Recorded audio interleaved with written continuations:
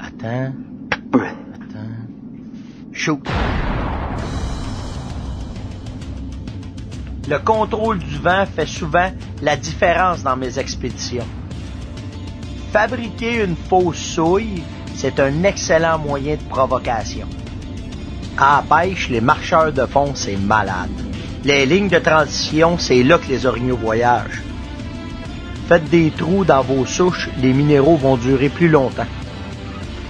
Pour en savoir plus, Radio Chasse et Pêche avec Stéphane Monette. Eh bien, bonjour tout le monde et bienvenue à Radio Chasse et Pêche avec Stéphane Monette. Et cette semaine, je sais pas si vous êtes comme moi, là, mais là, ça commence à sentir la chasse. Là, on commence à entendre les premières outardes.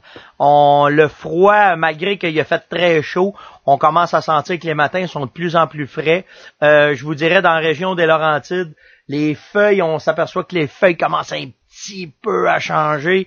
Donc, ça commence à sentir l'automne. Et cette semaine, je vais vous parler de quelques sujets intéressants, mais 3 affaires que je veux passer avec vous autres. C'est sûr qu'on va parler d'orignal et je vais vous parler comment est-ce que je procède à ce temps-ci pour mes orignaux. Mais en plus de ça, je vais vous parler d'une capsule avec les balles de carabine, les armes à feu, parce qu'il y a une petite affaire qui se passe présentement au Québec, puis on est après subir les coups des États-Unis, puis il faut que vous soyez au courant de ça.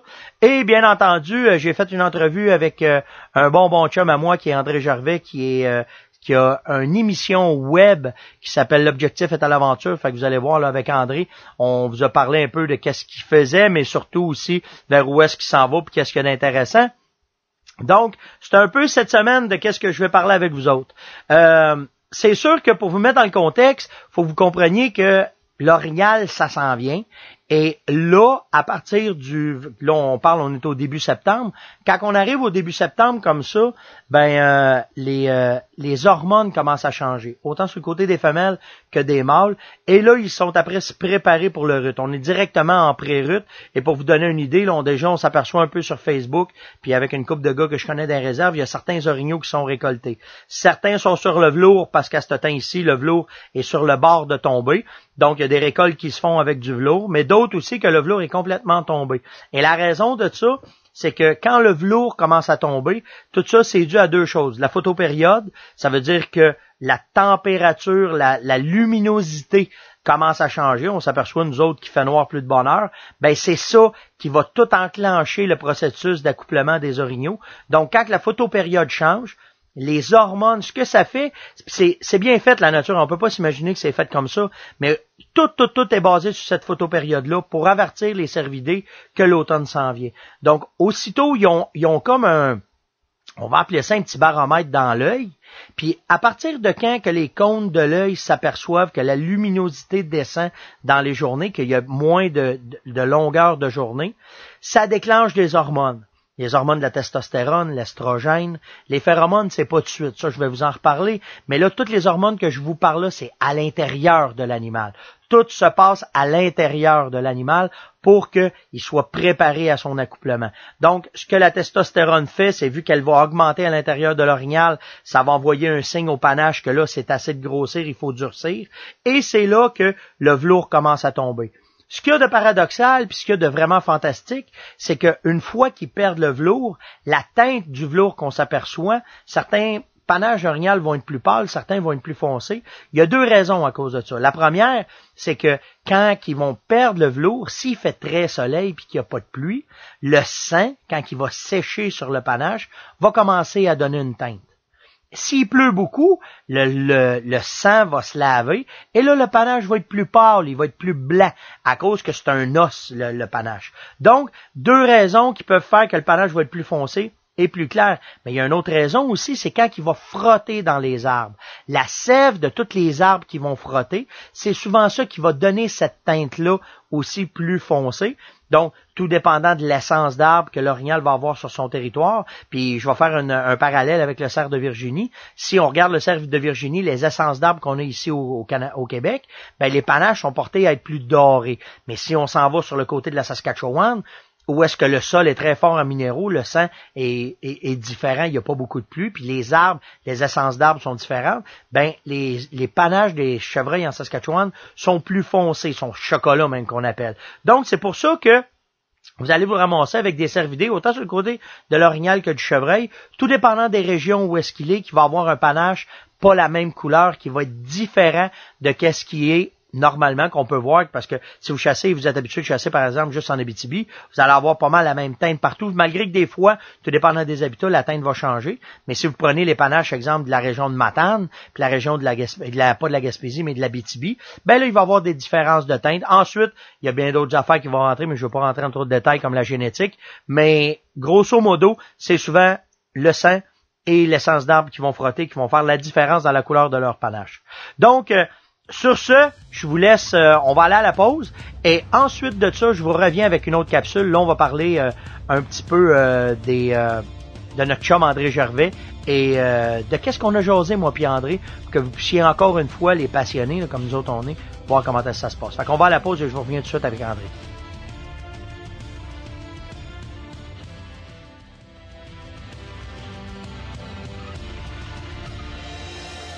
Bon, on est revenu de la pause et comme je vous avais dit à l'introduction, je veux absolument vous présenter. C'est un gars dans le domaine qui s'impose de plus en plus. Mais il faut que je sois franc avec vous autres. C'est un chum à moi. C'est un gars avec qui j'ai bien du fun puis que on fait la plupart de nos expéditions de chasse. Mais je veux pas vous en dire trop. Je vais le laisser vous en parler. André, t'es-tu à l'écoute? Mais oui, Steph, je suis là. Bon, ben OK. Faut que je vous dise que j'ai rejoint André par téléphone et on va faire une entrevue téléphonique ensemble.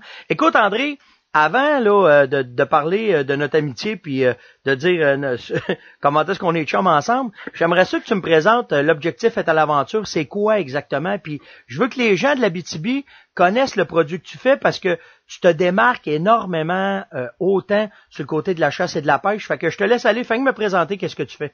Bon, mais grosso modo, Stéphane, tu le sais, on a fait plusieurs chasses ensemble. L'objectif à l'aventure est né au début de 2011. Nous, on tourne depuis l'été 2010. Ça fait déjà 3 ans qu'on fait une émission, un épisode, une fois par mois, et on ajoute des chroniques aussi, que ce soit sur des techniques, des équipements, des nouveautés. Maintenant, on a ajouté même un chef cuisinier qui fait des recettes qu'on incorpore dans l'émission. Alors, de plus en plus, on se promène un peu partout, que ce soit le Québec, l'Ontario, les États-Unis, le Nouveau-Brunswick, l'île du Prince-Édouard. On se promène un peu partout pour aller chercher des choses assez exceptionnelles, des nouveautés dans la chasse, dans la pêche. Mais le fun là-dedans, là, Stéphane, là, c'est comme avec toi, là, quand on fait notre chasse ou nos pêches, on a tout le temps du plaisir. Puis ça, c'est la première chose qui est importante, je pense, quand on va à la chasse, puis quand on va à la pêche, c'est d'avoir du plaisir, d'être bien entouré de chums, puis écoute, passer des beaux moments, puis nous autres, en plus, on a la joie de rencontrer des gens passionnés comme nous autres, puis on apprend avec eux autres des nouvelles techniques.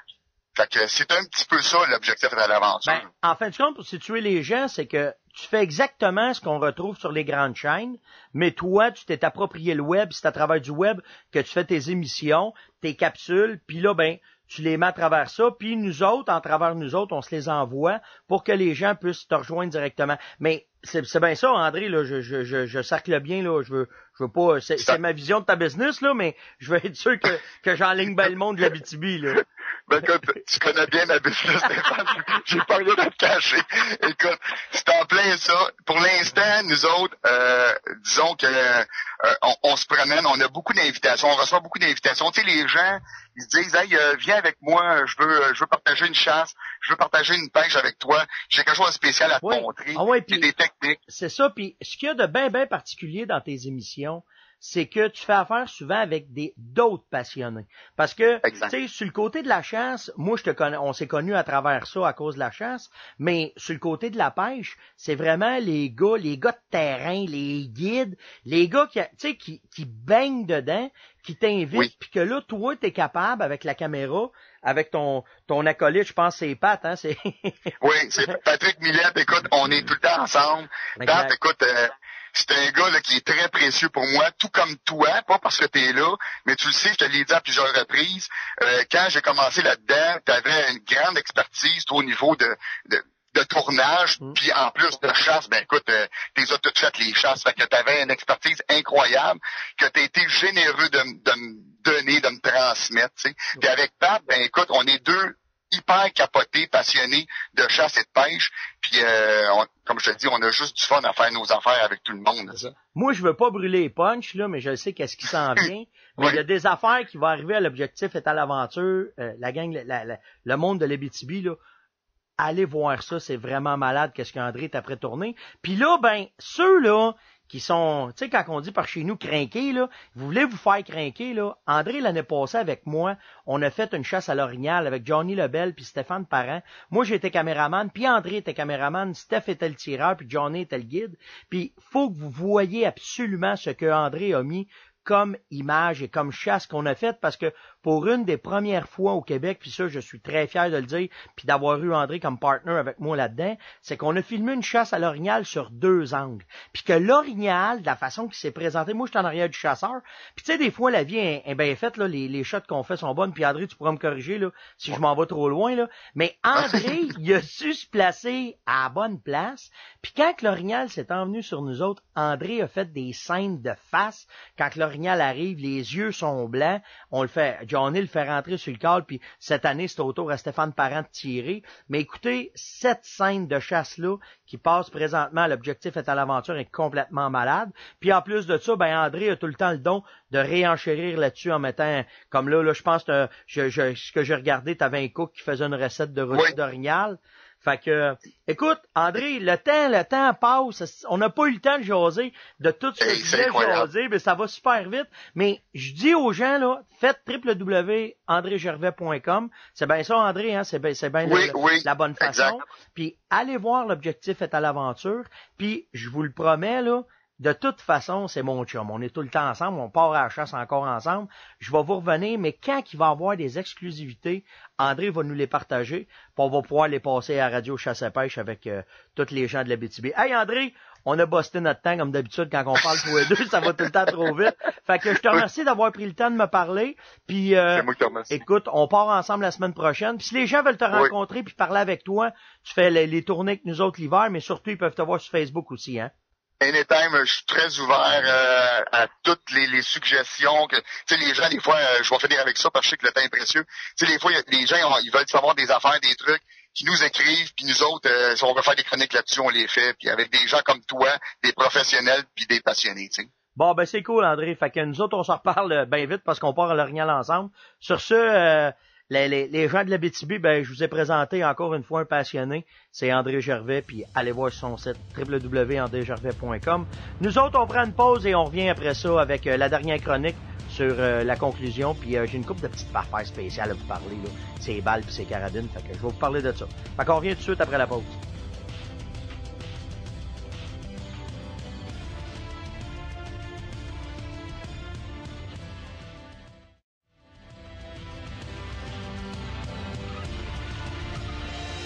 Alors, j'espère que vous avez apprécié la petite entrevue que j'ai faite avec mon chum André. C'est un gars vraiment, vraiment, vraiment gentil et un gars loyal en tous les points. Fait que c'est pour ça que c'est un bon chum. Puis ça me faisait plaisir de vous le présenter. Maintenant, je veux vous parler de 2 petites choses bien importantes qu'il faut que vous soyez au courant. La première, concernant, vous avez entendu parler probablement l'an passé des fameuses phéromones que on a sorti sur le marché et que on a fait plus de 3-4 ans d'études sur ce produit-là pour arriver avec un succès qui est quand même assez impressionnant, là. Les statistiques qu'on a sorties nous donnaient que plus de 65% des clients qui avaient acheté cette fameuse phéromone-là l'an passé avaient eu un certain succès, soit qu'ils avaient récolté, soit qu'ils en avaient vu au moins, ça avait fait bouger. Donc, on est très, très fiers de pouvoir présenter ce produit-là par la Fermonette. Mais je veux juste vous mettre au courant comment est-ce que ça se passe. Pourquoi faire que ce leurre-là est si différent des autres? C'est que les phéromones, là, c'est la seule hormone qui est perceptible par les cervidés, autant le chevreuil que l'orignal et même l'ours, là, qui est perceptible par leur cerveau. Ça veut dire que, bon, vous imaginez ça bien vite, là, quand que la femelle, elle va uriner, que le mâle va uriner, là, il y a un petit canal qui arrive sur le bord de où est-ce que l'urine passe, puis les phéromones sont toutes debout là comme des soldats.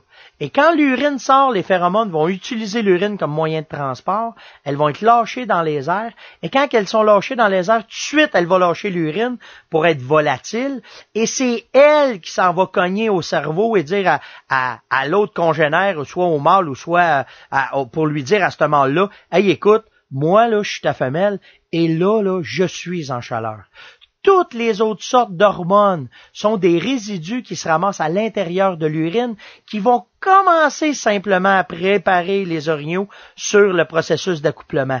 Mais la seule vraie hormone qui indique à l'orignal que c'est le temps de l'accouplement, c'est les phéromones parce qu'elles sont volatiles et c'est pourquoi que ce produit-là est si efficace. Puis faites attention, là, il y en a d'autres sortes sur le marché, mais pas comme celles qu'on a travaillées, parce que celles qu'on a travaillées, les gens de magasin pourront vous le dire, comme chez BC Sport, là, que les résultats sont phénoménals là-dessus. Donc, fiez-vous pas aux imitations, là. Je parle pour ma paroisse, là, mais si vous avez un produit à utiliser, travaillez avec celui-là. Toutes les études qu'on a mis là-dedans, vous allez avoir sûr du plaisir avec cette leurre-là. Puis bien entendu, vous allez avoir ça chez BC Sport à Amos. D'autres choses que je veux vous parler, parce que mon chum Gaétan voulait que je vous parle des phéromones, mais il y a une autre chose qu'il faut que je vous sensibilise sur ce qui arrive présentement au Québec, surtout au Canada, c'est que avec la vague de mauvaises choses qui arrivent aux États-Unis, comme le terrorisme et ces choses-là, les Américains se sont lancés à acheter énormément de munitions et énormément de balles. Et le problème que ça occasionne ici, parce que j'arrive là cet été, je suis allé en Ohio, là, je suis allé rencontrer des gars pour un spot de chasse aux chevreuils, je vais vous parler de ça, mais même aux États-Unis, ils ont de la misère à avoir des balles pour leurs armes. Ça veut dire que si les Américains manquent de balles, qu'est-ce que vous pensez qui arrive au Canada puis au Québec? Ben, c'est impossible pour nous autres, c'est impossible pour les magasins d'être capables, même si on fait des placements pour avoir des munitions ou des armes, d'en avoir en quantité pour pouvoir vous en vendre selon ce que vous demandez. Donc, soyez vigilants, puis tu sais, attendez pas à la dernière minute cette année, parce que avec ce qui se passe aux États-Unis, vous les aurez pas vos balles, puis vous les aurez pas vos carabines que vous pensiez vous acheter pour pouvoir aller à la chasse. Parce que justement, écoute, c'est pas drôle là, ce que je vais vous dire, là, mais quand je suis allé en Europe cette année, je parlais avec des marchands européens, des manufacturiers européens, puis c'est la première fois depuis des centaines d'années que les usines de balles, les usines de munitions fonctionne 24 heures sur 24, puis tout ça, c'est nos cousins américains qui consomment ça, et c'est nous autres qui vont en être privés cette année. Donc, c'est important de faire très, très, très attention, et quand vous allez faire vos achats, il ne faut absolument pas manquer votre coup. Donc, si vous arrivez dans un magasin, vous arrivez peu importe où ce que vous allez, et que vous voyez puis vous dites je vais la prendre la semaine prochaine. Cette année là, c'est pas la façon de faire. Vous êtes beaucoup mieux de vous prendre d'avance et aller dans les magasins puis aller chercher vos munitions. Et si vous décidez de vous acheter un beau bijou comme une carabine, ben partez pas à côté, achetez-la tout de suite. Parce que ça se peut bien que vous n'ayez pas votre joujou quand vous allez aller à la chasse cette année. Donc, sur ce, ça me fait un grand plaisir encore une fois de vous parler. J'espère que l'émission Radio Chasse et Pêche vous a intéressé. On a essayé de vous donner des informations pour que vos chasses soient encore plus intéressantes. Donc, je tire ma révérence encore une fois. Et là, c'est vrai, je m'en vais encore dans le bois. Je m'en vais vérifier mes salines, je m'en vais vérifier mes territoires, puis pour pouvoir être prête pour quand je vais partir à la chasse à la mi-septembre. Donc, sur ce, encore une fois, je vous laisse sur ce que je vous dis à toutes les émissions. Faites attention à la nature, on l'emprunte à nos jeunes, elle ne nous appartient pas. Mes amis chasseurs et amis chasseuses surtout, passez une bonne semaine et on se reparle la semaine prochaine. Ciao!